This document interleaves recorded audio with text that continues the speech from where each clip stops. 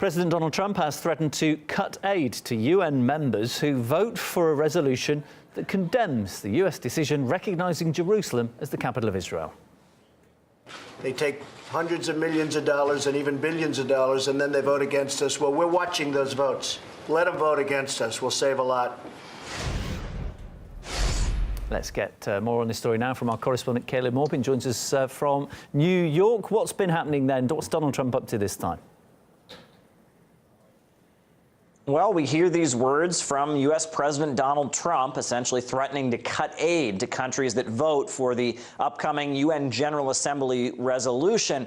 Now, we'll recall recently how there was a vote at the United Nations Security Council regarding this issue. There was a resolution presented by Egypt that would have essentially rendered the U.S. decision to recognize Jerusalem as Israel's capital and move its embassy to Jerusalem. It would have essentially rendered it null and void. Well, that resolution was voted for 14-1, with every other country represented at the UN Security Council voting for it, but the USA voting against it, and the USA being a permanent member, it was then, at that point, it was vetoed. It was defeated because a permanent member does have the ability to overrule any resolution. So let's take a kind of a review of what went on at the UN Security Council when there was a 14-1 vote. Here with us today. The status of Jerusalem as the future capital of two states should be determined through a negotiated settlement between the Israelis and the Palestinians. Any decision and actions which purport to have altered the character and status of Jerusalem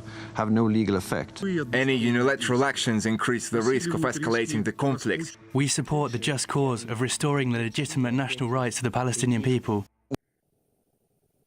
Now, at this point, there seems to be so much outrage in response to Trump's decision regarding Jerusalem that at this point it's being taken beyond the UN Security Council to the United Nations General Assembly, which is planning to have a vote. Now, it's important to note that this decision, which will be, voted on by the UN General Assembly, that's every member state, that decision will not be binding. However, at this point, we've seen Nikki Haley, who is the U.S. ambassador to the United Nations, get on Twitter and warn that she is taking names of countries that vote for this resolution.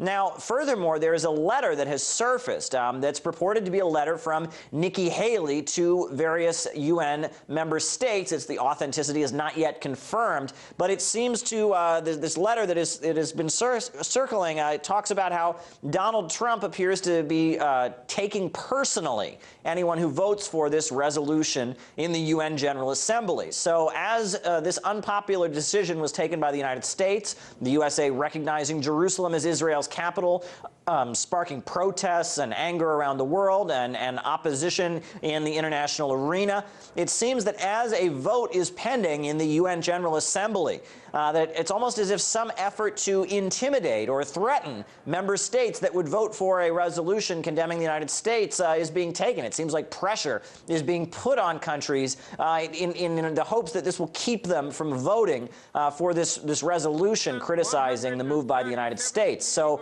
all eyes are on the UN General Assembly, and we will see how these statements from U.S. leaders, this talk about taking names, this letter, which is not yet confirmed, we'll see how this affects the upcoming vote at the UN headquarters here in New York. Controversy continues to be Donald Trump's middle name. Caleb Maupin bringing us up to date there. Thank you. Meanwhile, Turkey is accusing the US and other countries ahead of the vote on Thursday of condemning Trump's statement on Jerusalem, adding Washington should change its course.